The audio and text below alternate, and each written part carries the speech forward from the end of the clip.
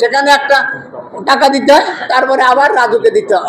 পরবর্তী সকল হস্তান্তরের ক্ষেত্রে হস্তান্তর অনুমতি, নামজারি প্রথা বাতিল এবং লিজ প্রথা বাতিল করে সাপ্লাতলির মালিকানা ফিরিয়ে দিতে। এটা যে দুর্নীতি হচ্ছে, এই দুর্নীতি অর্থাৎ এই যে হাউজিং জাতীয় গৃহায়ণ কর্তৃপক্ষ, আমরা যদি একটা ফ্ল্যাট নামজারি করতে যাই, তারা সেটাকে তদন্তে পাঠায়, তারপরে কি করে এই অনুমোদনের জন্য স্পিড মানি নেওয়া থাকে।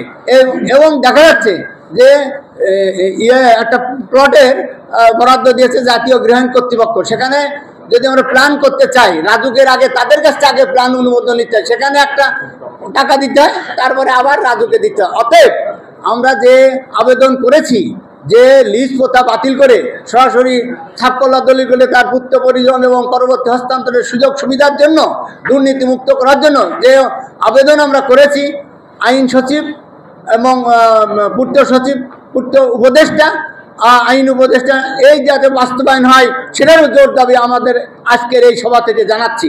এই আবেদন যেন বাস্তবায়ন হয়। ধন্যবাদ সবাইকে।